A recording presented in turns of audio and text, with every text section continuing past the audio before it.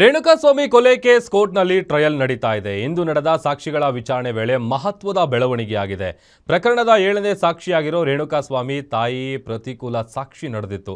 Spp Prasanna Kumar Renukaswamy ತಾಯಿಯನ್ನ hostile witness ಮಾಡಬೇಕು ಅಂತ ಮನವಿ ಮಾಡಿದ್ದಾರೆ.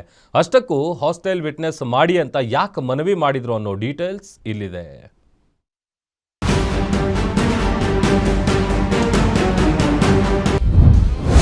ರೇಣುಕಾಸ್ವಾಮಿ ಕೊಲೆ ಕೇಸ್ನಲ್ಲಿ ಮಹತ್ವದ ಬೆಳವಣಿಗೆ. ರೇಣುಕಾಸ್ವಾಮಿ ತಾಯಿ ರತ್ನಪ್ರಭಾ ಗೊಂದಲಕಾರಿ ಹೇಳಿಕೆ.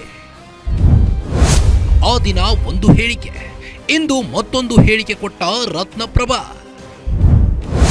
ರೇಣುಕಾಸ್ವಾಮಿ ಕೊಲೆ ಕೇಸ್ನಲ್ಲಿ ತಾಯಿ ಹಾಸ್ಟೆಲ್ ವಿಟ್ನೆಸ್. ಚಿತ್ರದುರ್ಗದ ರೇಣುಕಾಸ್ವಾಮಿ ಹತ್ಯೆ ಪ್ರಕರಣದ ವಿಚಾರಣೆ ಬೆಂಗಳೂರಿನ ಸೆಷನ್ಸ್ ಕೋರ್ಟ್ನಲ್ಲಿ ನಡೆಯುತ್ತಿದೆ. ಇಂದು ನಡೆದ ವಿಚಾರಣೆ ವೇಳೆ ಮಹತ್ವದ ಬೆಳವಣಿಗೆಯಾಗಿದ್ದು, ಪ್ರಕರಣದ 7ನೇ ಸಾಕ್ಷಿಯಾಗಿರುವ ರೇಣುಕಾಸ್ವಾಮಿ ತಾಯಿ ರತ್ನಪ್ರಭಾರನ್ನ ಪ್ರತಿಕೂಲ ಸಾಕ್ಷಿಯಾಗಿ ಪರಿಗಣಿಸಬೇಕೆಂದು ಎಸ್ಪಿಪಿ ಪ್ರಸನ್ನ ಕುಮಾರ್ ಮನವಿ ಮಾಡಿದ್ದಾರೆ.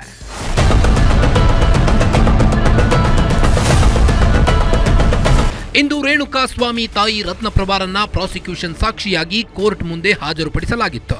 ರತ್ನಪ್ರಭಾ ಅವರನ್ನು ಆರೋಪಿ ಪರ ವಕೀಲರಾದ ಬಾಲನ್, ಸಿವಿ ನಾಗೇಶ್ ಅವರು ಕ್ರಾಸ್ ಎಕ್ಸಾಮಿನೇಷನ್ ಮಾಡಿದ್ರು. ಆದರೆ ರೇಣುಕಾಸ್ವಾಮಿ ತಾಯಿ ರತ್ನಪ್ರಭಾ ಅವರು ಪ್ರಾಸಿಕ್ಯೂಷನ್ಗೆ ಪೂರಕವಾಗಿ ಸಾಕ್ಷಿಗಳನ್ನ ಹೇಳಿಲ್ಲ. ಹೀಗಾಗಿ ರತ್ನಪ್ರಭಾ ಅವರನ್ನ ಹಾಸ್ಟೆಲ್ ವಿಟ್ನೆಸ್ ಪ್ರತಿಕೂಲ ಸಾಕ್ಷಿ ಎಂದು ಪರಿಗಣಿಸುವಂತೆ ಪ್ರಾಸಿಕ್ಯೂಷನ್ ಪರ ವಕೀಲ ಎಸ್ಪಿಪಿ ಪ್ರಸನ್ನ ಕುಮಾರ್ ಅವರು ಕೋರ್ಟ್ಗೆ ಮನವಿ ಮಾಡಿದ್ರು.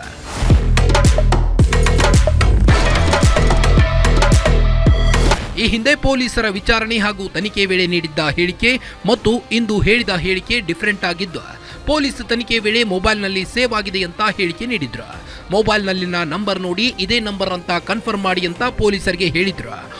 ಆದರೆ ಕ್ರಾಸ್ ಎಕ್ಸಾಮಿನೇಷನ್ ವೇಳೆ ತನ್ನ ಮಗನ ಮೊಬೈಲ್ ನಂಬರ್ ಗೊತ್ತಿಲ್ಲ ಎಂದು ರತ್ನಪ್ರಭಾ ದ್ವಂದ್ವ ಹೇಳಿಕೆ ನೀಡಿದ್ದಾರೆ.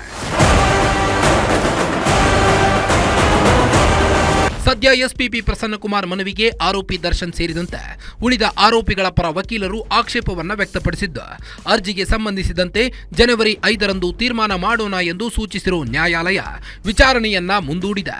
S K Manjunath, crime bureau, guarantee news, Bengaluru.